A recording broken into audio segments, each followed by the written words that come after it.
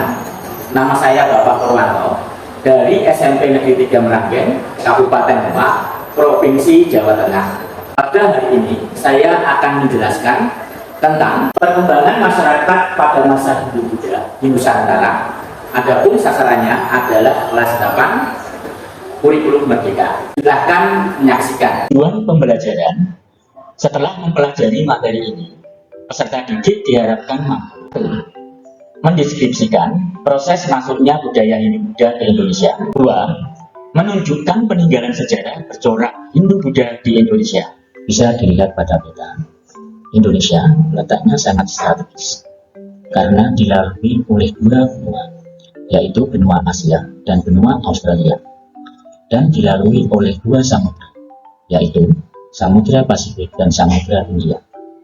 Sehingga banyak para pedagang asing dari Cina dan dari India yang berdagang di Indonesia. Ini untuk masuknya agama Hindu-Buddha ke Indonesia berasal dari negara India yang dibawa oleh para pedagang melalui dua jalur, yaitu jalur darat dan jalur laut. Untuk jalur darat bisa dilihat di sini, melalui India, Tibet, sampai ke Cina, Korea, Jepang. Ini melalui jalur sutra. Bisa juga melalui membentang dari India Utara menuju Bangladesh, Myanmar, Thailand, Semenanjung Malaya, kemudian ke Indonesia. Ini yang versi terbaru. Lalu, untuk melalui jalur laut, melewati India, Myanmar, Thailand, Semenanjung Malaya, Nusantara, Kamboja, Vietnam, Cina, Korea, dan Jepang. Ada juga yang mengatakan bahwa melalui jalur laut itu hanya sampai India, Myanmar, Thailand, Semenanjung Malaya, sampai Nusantara. Teori-teori penyebaran Hindu-Buddha di Indonesia. 1. Teori Brahmana oleh Panggil berpendapat bahwa ajaran agama Buddha dibawa oleh para Brahmana yang mendapatkan undangan dari para penguasa kerajaan di Nusantara.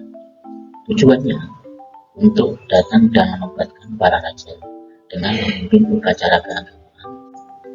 Yang kedua, teori kesatria. Teori ini meyakini bahwa pengaruh agama Hindu-Buddha masuk di bawah oleh para kesatria yang mengalami kekalahan perang di India. Yang ketiga, teori Vaishya berpendapat bahwa teori ini dibawa oleh para pedagang dari India yang kemudian banyak menikahi para penduduk asli. Yang keempat, teori arus balik. Teori arus balik ini didukung oleh FDK Bose. Masuknya para Brahmana ke India melalui berdagang langsung untuk belajar agama langsung dari asalnya. Ketika kembali dari India, mereka lalu menyebarkan pengetahuan agama yang mereka dapatkan. 5. Teori Sudra von Van Weber bahwa Hindu-Buddha dibawa ke Indonesia melalui golongan berkasta Sudra atau pekerja kasar dari India, menginginkan kehidupan lebih baik dengan pergi ke daerah lain, salah satunya Indonesia. Sebab-sebab diterimanya budaya Hindu-Buddha masuk ke Indonesia. Yang pertama, sikap masyarakat Indonesia yang terbuka dalam menerima setiap budaya. Yang kedua, masuknya melalui cara damai, tanpa melalui kekerasan atau peperangan. Yang ketiga, memperkenalkan ajaran dan budaya baru bagi masyarakat Indonesia. Berikut kami tampilkan contoh peninggalan sejarah bercorak Hindu-Buddha di Indonesia. Yang pertama, candi yang bercorak Hindu-Buddha.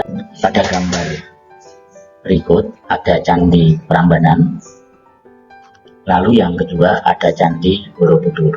Candi di masa lampau difungsikan sebagai tempat pemujaan penyimpanan abu jenazah raja-raja serta pendeta-pendeta Hindu dan Buddha. Istilah candi berasal dari salah satu nama untuk Dewi Durga atau Dewi Maut, yaitu Candika. Inilah mengapa candi berfungsi sebagai tempat untuk memuliakan raja yang telah meninggal. Candi Hindu selain Prambanan ada Candi Gedung Songo, Candi Dieng, dan Candi Sukup serta candi-candi yang lainnya. Candi yang bercorak Buddha ada Candi Borobudur, Candi Muara Takus, Candi Mendut, Candi Hindarasa. Yang kedua, seni patung atau arca. Arca adalah patung yang biasanya dibuat dari batu yang dipahat menyerupai bentuk orang atau binatang. Arca sangat berhubungan erat dengan agama Hindu dan Buddha. Arca juga biasanya berwujud dewa. Contoh arca atau patung bisa dilihat pada gambar. Yang ketiga, kesusastraan atau kitab. Kitab ini memuat tarikh atau riwayat kerajaan yang menjadi sumber sejarah yang kita kenal hari ini. Berikut beberapa kitab yang merupakan peninggalan sejarah Hindu Buddha. Contohnya, Kerajaan Kediri ada kitab Bharatayuddha oleh Empu Panulu dan Empu Sedah. Ada Arjuna Wiwaha oleh Empu Kanwa. Ada Samaradhana oleh Empu Dharmaja. Bisa dilihat contoh kitab yang ada di gambar tersebut. 4. Tulisan dan bahasa atau prasasti. Prasasti atau batu tertulis dikutip situs Kementerian Pendidikan dan Kebudayaan. Setiap kerajaan bercorak Hindu-Buddha yang berdiri dan berkembang di Indonesia diketahui keberadaannya lewat prasasti atau batu tertulis. Prasasti tersebut ditulis dengan huruf Pallawa dalam bahasa Sanskerta, bahasa Jawa kuno, dan bahasa Melayu kuno.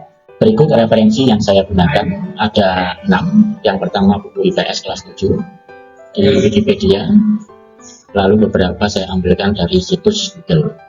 Sekian, terima kasih, semoga sukses dan tetap semangat.